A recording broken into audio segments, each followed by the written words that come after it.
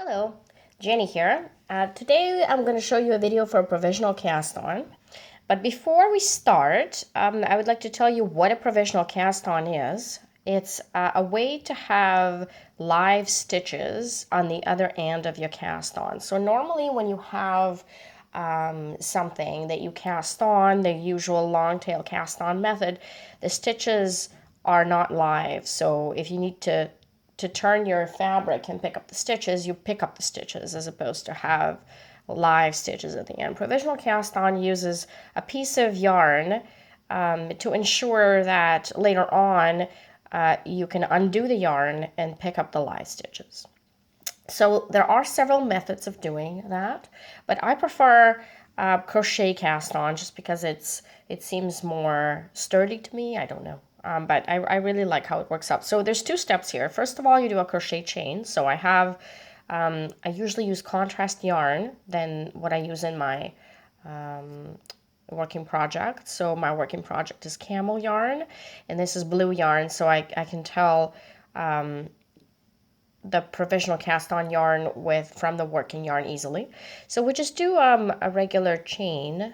So the way that you normally do a crochet chain, I'm just going to quickly show you, but it's this video is not intended to teach you how to crochet, but I'm assuming you can do a crochet chain. So I'm just going to do a chain, just a single crochet chain, the usual normal way.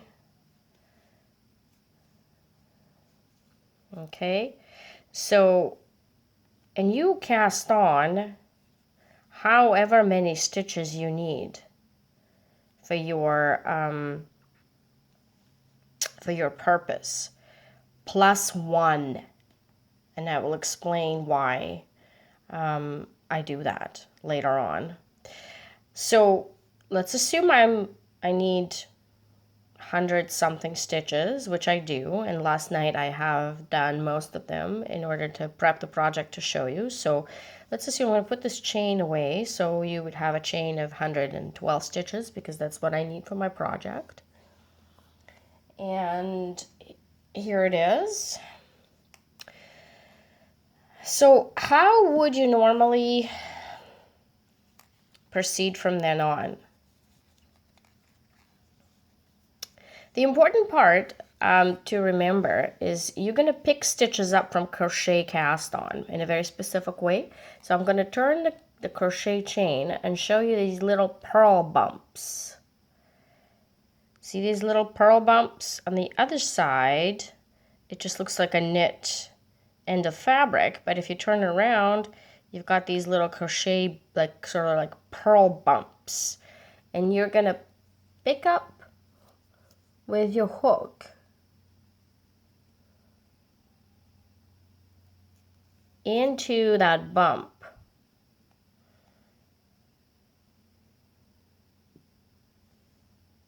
My camera is not behaving that well today.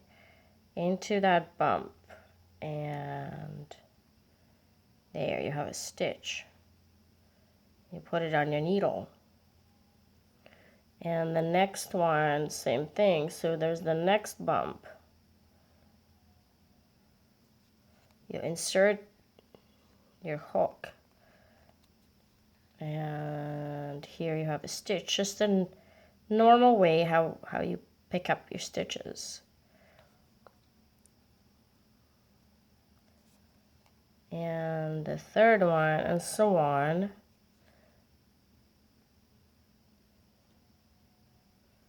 Here is your third stitch. And so you do however many you need +1. The reason why is because on the other side of the project of your cast on, you see these stitches here. I'm just going to move this so the camera doesn't muddle it. When you pick it up later on, when you come to the point where you need to pick that up, you're going to see that you're going to have one stitch less because of the way that the knit stitch works. So you're going to have one stitch less. So if you pick up one stitch more, you're going to have exactly what you need. On the first row around of your project here, I decrease one stitch. And so it's a win-win situation. That's a little trick I use to make sure that the stitch number is correct, and I don't and I like dealing with this right away. Another option what you can do is you can pick up the amount of stitches you need right away, and then you can increase one at the end. But I just find this works better for me, because then I remember to do it right away, and then I don't have to worry about it later on. So I'm just going to show you one couple more times how I do this. So I've got these purl bumps. Let me center them for the camera. And I'm going to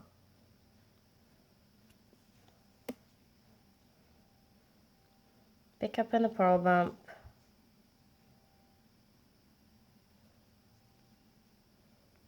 and have a stitch.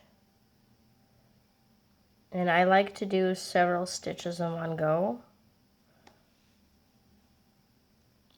And second stitch.